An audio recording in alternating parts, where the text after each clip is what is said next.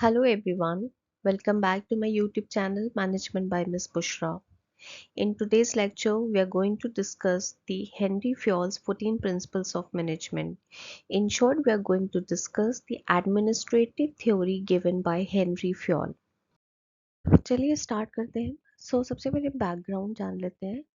So, at the beginning of 20th century, industries were expanding rapidly and managers were facing a lot of challenges in organizing the people and resources.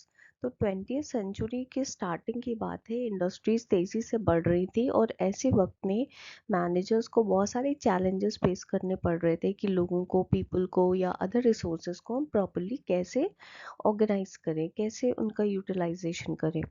तो उस वक्त हमने जो last lecture में scientific management की F.W.. Taylor की theory पढ़ी, वो बेसिकली फोकस कर रही थी कि वर्कर्स की एफिशिएंसी को ऑपरेशनल लेवल पे कैसे बढ़ाया जाए.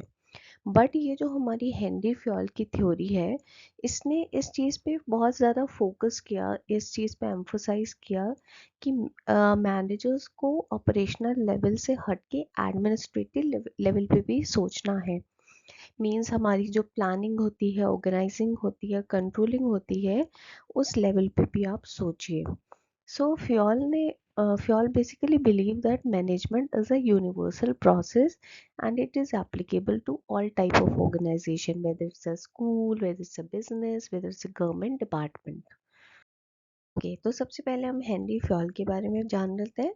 तो हेनरी फ्योल जो है basically by profession he was a French mining engineer and later on वो एमडी मैनेजिंग डायरेक्टर बने एक माइनिंग कंपनी के. वहाँ पे उन्होंने बहुत ही इफ़ेक्टिवली क्लोजली ऑब्जर्व किया कि एक इफ़ेक्टिव मैनेजमेंट प्रैक्टिसेस कौन कौन सी होती हैं, कैसे उन प्रैक्टिसेस से हम ऑर्गेनाइजेशन की परफॉर्मेंस को इम्प्रूव कर सकते हैं. तो उन्होंने जहाँ पे भी काम किया वहाँ से उन्होंने एक्सपीरियंस लिया और इस एक्सपीरियंस से उन्होंने mainly 5 primary functions of management को आइडेंटिफाई किया और 14 आपके यूनिवर्सल प्रिंसिपल्स भी उन्होंने बताए जो हम लेटर ऑन पढ़ेंगे. अच्छा, मोस्ट इम्पॉर्टेंट चीज़ यहाँ पे आ जाती है कि हेनरी फ्योल को हम फादर ऑफ मॉडर्न मैनेजमेंट कहते हैं. फ्रेडरिक टेलर को हम क्या बोल रहे थे, एफ.डब्ल्यू. टेलर को फादर ऑफ साइंटिफिक मैनेजमेंट, और ये है हमारे फादर ऑफ मॉडर्न मैनेजमेंट या फिर फादर ऑफ एडमिनिस्ट्रेटिव थ्योरी. तो उन्होंने एडमिनिस्ट्रेटिव थ्योरी ऑफ मैनेजमेंट दिया है. Alright, now let us discuss the Fayol's functions of management. तो उन्होंने 5 मेन फंक्शन हेनरी फ्योल ने दिए हैं जो कि है planning, organising, commanding, coordinating, controlling. तो आप लर्न करने के लिए एक सिंपल सा ट्रिक बता रही हूँ, याद रखना. PO3C प्लानिंग, ऑर्गेनाइजिंग, 3C कौन से, कमांडिंग, कोऑर्डिनेटिंग और कंट्रोलिंग. तो very important, what are the functions given by Henry Fayol? So there are 5 functions of management given by Henry Fayol: planning, organizing, commanding, coordinating and controlling. Now planning क्या होता है, thinking in advance कि हमें what to do, when to do, how to do and who is to do, वो क्या है, planning. It basically bridges the gap where we are and where we want to go. For example, कि एक college का principal है या school का principal है जो कि एकेडमिक कैलेंडर प्रिपेयर कर रहा है या प्लान आउट कर रहा है before semester begins. So that is planning. Organise करना क्या है, हमारे पास जो भी अवेलेबल रिसोर्सेज हैं हम उनको प्रॉपरली अरेंज करें इस तरीके से कि हमारे गोल्स अचीव हो पाए. पीपल, मान लीजिए आपके पास 50 लोग हैं, मनी, पैसा भी है, मटेरियल भी है, लेकिन अब हम उनको कैसे अरेंज करें कि हमारा गोल अचीव हो पाए, दैट इज ऑर्गेनाइजिंग. देन आता है हमारा कमांडिंग, मीन्स डायरेक्शन देना, कमांड देना, ऑर्डर देना. तो जब हम लोगों को कमांड देंगे, जब हम लोगों को डायरेक्शंस देंगे, तभी तो वो काम करेंगे सही से, या तभी तो वो गोल्स पे वर्क ऑन करेंगे, राइट. तो जब हम कमांड दे रहे हैं, जब हम डायरेक्शंस दे रहे हैं, तो साइमल्टेनियसली हमें एक अच्छा लीडर की तरह भी आना है. We have to lead simultaneously, we have to motivate them also while they are performing their duties, that is commanding. Coordinating मतलब कोऑर्डिनेशन बना रहे। जब तक कोऑर्डिनेशन नहीं होगा आपस में तब हम कैसे गोल को अचीव करेंगे। तो कोऑर्डिनेटिंग मतलब आप जो भी एक्टिविटीज कर रहे हैं उनके बीच में एक सिंक्रोनाइजेशन बना रहे, एक हार्मनी मेंटेन रहे between the departments, also between people, between the activities and task, ताकि सब मिलके अल्टीमेटली एक ही गोल को अचीव करने के लिए काम कर रहे हैं। Ultimately, everybody is working to achieve that objective. That is coordination. Last one is controlling. Controlling जहाँ पे हम ये देख रहे हैं कि जो हमने प्लानिंग स्टेज में जो चीज़ प्लान आउट की थी क्या वो हमें मिल पाई है कि नहीं. Where planning was telling us where we are and where we want to go, actually controlling is telling us what we have achieved, whether it is related to what we planned or not. तो controlling में हम ये देखते हैं कि जैसा हमने planning करी थी क्या हमें उसके लायक या उससे मिलता जुलता या सेम रिजल्ट मिला भी है कि नहीं, और अगर नहीं तो हमें करेक्टिव मेजर्स या करेक्टिव एक्शन लेने की ज़रूरत है. तो ये थे हमारे 5 functions of management as per Henri Fayol. इसके बाद हमारी दूसरी चीज़ आती है इम्पॉर्टेंट, वो है हेनरी फ्योल की 6 टाइप ऑफ एक्टिविटीज़. तो 6 type of activities as per Henri Fayol कौन कौन सी है? Technical, commercial, financial, security, accounting, managerial. Okay, TCF, SAM. तो technical, commercial, financial, security, accounting और मैनेजरियल. टेक्निकल एक्टिविटी कौन सी होगी? वो सारी एक्टिविटी जिसमें प्रोडक्शन, मैन्युफैक्चरिंग से रिलेटेड है, वो हमारी टेक्निकल एक्टिविटीज़. कमर्शियल एक्टिविटीज़ कौन सी होगी? जहाँ पे बाइंग, सेलिंग और एक्सचेंजिंग ये सारे काम हो रहे हैं.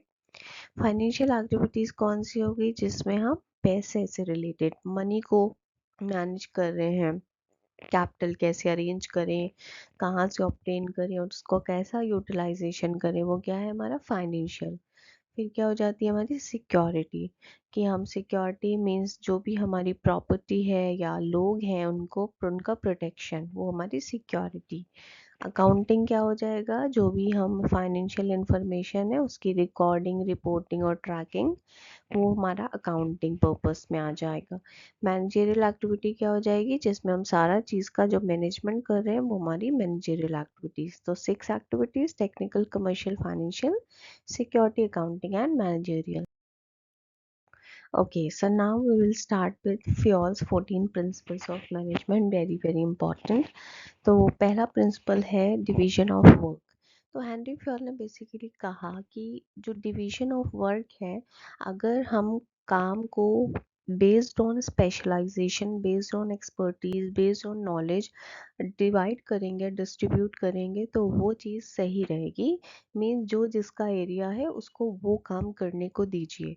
मीन्स एक तरीके से उन्होंने मल्टीटास्किंग कल्चर को अपोज किया, जहाँ पे एक एम्प्लॉय को इतने सारे काम मिल जाते हैं जिसमें शायद वो एक्सपर्टीज उसकी है नहीं तो भी.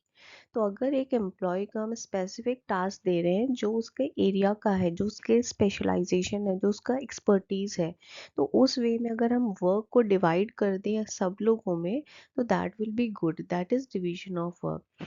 दूसरा प्रिंसिपल उन्होंने दिया अथॉरिटी. तो अथॉरिटी का मतलब क्या होता है? जब हम किसी को एक पावर दे रहे हैं, एक डेजिग्नेशन दे रहे हैं काम के साथ साथ.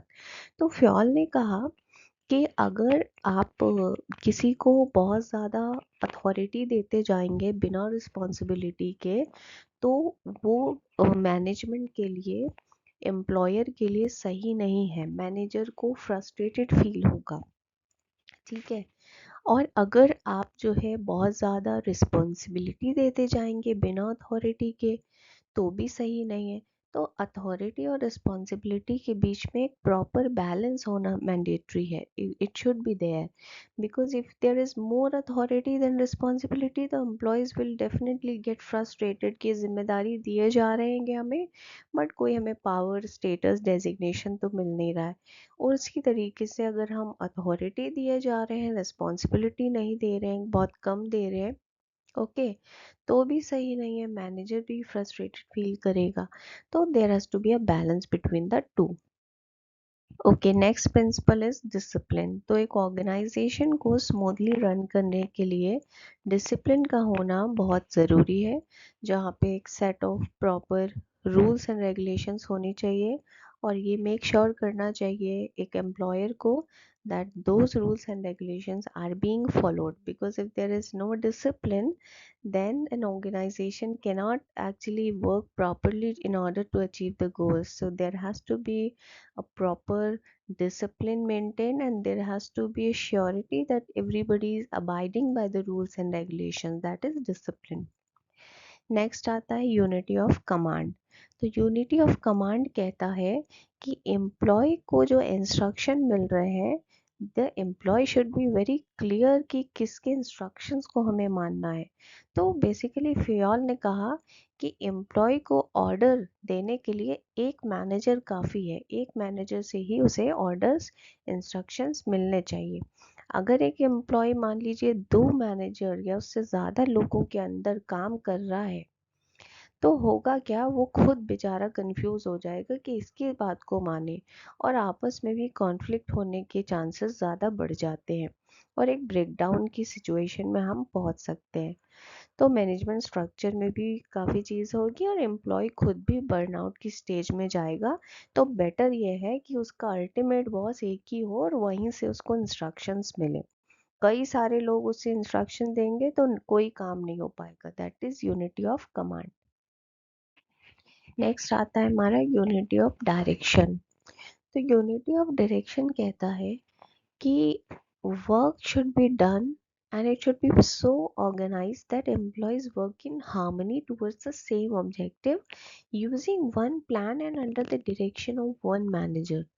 Means इतना प्रॉपर काम होना चाहिए एक ऑर्गेनाइजेशन में कि सब लोग मिलके हार्मनी में काम कर रहे हैं, और अल्टीमेटली जितने भी लोग जो भी काम कर रहे हैं, आपने जो भी टास्क दिया है, लेकिन सब चीज़ का डायरेक्शन एक होना चाहिए। Everybody should move towards one direction, and that direction is the goal or the objective of the organization.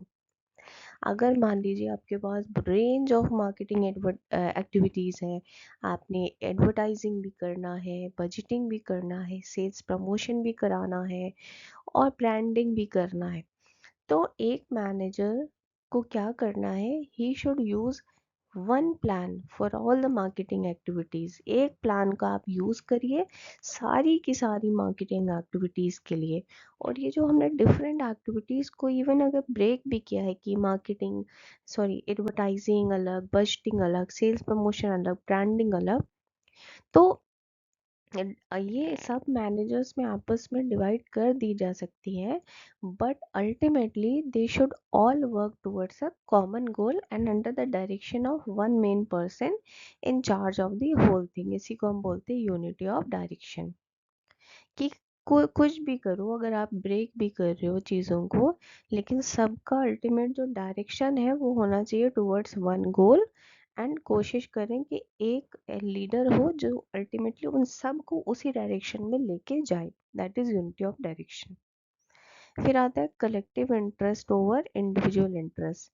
तो ये प्रिंसिपल कहता है कि हमें ओवरऑल इंटरेस्ट, ऑर्गेनाइजेशन के इंटरेस्ट पे ध्यान देना है, ना कि इंडिविजुअल इंटरेस्ट।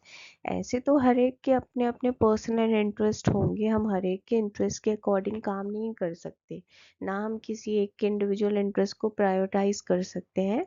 मेन इंटरेस्ट होना चाहिए collective interest, and that should be the interest of the organisation. हमेशा ऑर्गेनाइजेशन का इंटरेस्ट, मीन ऑर्गेनाइजेशन क्या चाहता है, उसका गोल क्या है, इसको हमेशा प्रायोरिटी पे रखना है, ना कि इंडिविजुअल इंटरेस्ट पे।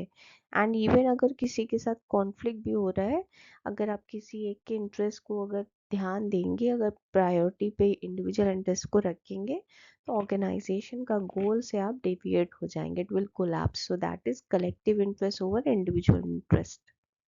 नेक्स्ट आता है आपका remuneration. Remuneration related to money, fair wages and salary.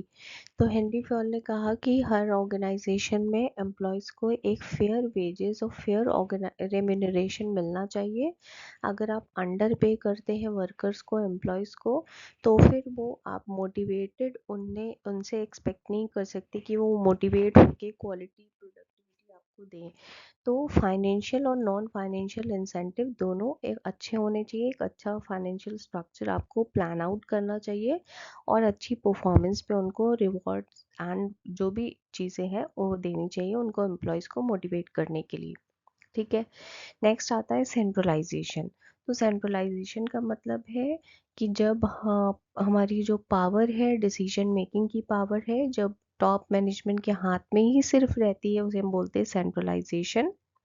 और डिसेंट्रलाइजेशन का मतलब है जब हम इस पावर को, डिसीजन मेकिंग पावर को डिफरेंट लेवल्स ऑफ मैनेजमेंट में डिस्ट्रीब्यूट कर देते हैं, तो उसे हम बोलते हैं डिसेंट्रलाइजेशन। तो यहाँ पे ऑर्गेनाइजेशन में देखना चाहिए कि, तो ही सेड कि depending on the type of organisation आपको चीज़ें सेंट्रलाइज रखनी है कि डिसेंट्रलाइज रखनी है, वो आप डिपेंड करेंगे। However there has to be a balance between both centralisation and decentralisation. कुछ चीज़ें बेटर हैं जो कि जिनका डिसीजन टॉप मैनेजमेंट ले, तो दैट इज़ गुड। तो वो चीज़ें आप कोशिश करें कि सेंट्रलाइज रखिए, और बाकी चीज़ों में आप डिसेंट्रलाइजेशन करिए ताकि लोगों को, एम्प्लॉयज़ को मोटिवेटेड और इन्वॉल्व फील हो, उनको भी इम्पोर्टेंट फील हो। ठीक है, दैट इज सेंट्रलाइजेशन। ओके। तो नेक्स्ट जो आपका प्रिंसिपल है दैट इज स्केलर चेन। तो स्केलर चेन का सिंपल मतलब है एक जो कम्युनिकेशन चेन है जो फ्लो कर रही है between employees and the superior. Means आपका टॉप मैनेजमेंट या आपका जो भी सुपीरियर है और जो उनकी जूनियर्स हैं, जो और उनके अंडर लोग आते हैं, एम्प्लॉयज़ हैं, वो उसके लिए उनके साथ कम्युनिकेशन करने के लिए जो हमारा फ्लो ऑफ इंफॉर्मेशन हो रहा है, जो चेन है, कम्युनिकेशन की जो चेन है, उसे हम बोल रहे हैं स्केलर चेन। तो it is expected that employees should know where they stand in the organization's hierarchy and who to go to in a chain of command. Obviously employees को पता होना चाहिए कि वो किस लेवल पे आते हैं हायरार्की में, या उनको किसे रिपोर्ट करना है, चेन ऑफ कमांड में कौन उनका सुपीरियर है, कौन उनका बॉस है, या उनसे बात नहीं हो पा रही है तो उसके ऊपर कौन आता है। तो that is scalar chain.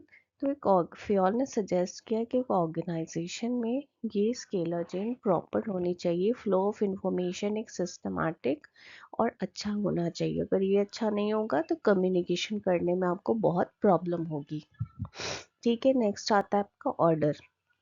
Order से मतलब है कि आपके जो भी रिसोर्सेज हैं उनका सही जगह पे प्लेसमेंट होना, चाहे वो आपका ह्यूमन रिसोर्स हो, चाहे वो आपका पैसा हो, मटेरियल्स हो, अदर रिसोर्सेज हो, उनका सही जगह पे प्लेसमेंट, ऑर्डरली प्लेसमेंट को ही हम बोलते हैं, राइट प्लेस पे और राइट टाइम पे, उसे हम बोल रहे हैं ऑर्डर। तो एक उससे क्या होता है ना कि सही टाइम, अगर सही जगह पे सही चीज़ है और सही टाइम पे अवेलेबल है, तो उससे सही यूटिलाइजेशन होगा और आप अपने गोल को टाइमली अचीव कर पाएंगे। और अगर कोई भी रिसोर्स का अगर आप मिसप्लेसमेंट होता है, सही टाइम पे अवेलेबल नहीं है या सही जगह पे नहीं है, तो फिर उससे मिसयूज और डिसऑर्डर हो जाएगा ऑर्गेनाइजेशन में।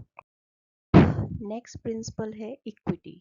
इक्विटी का मतलब है एक काइंडनेस और जस्टिस के साथ सबको ट्रीट करना।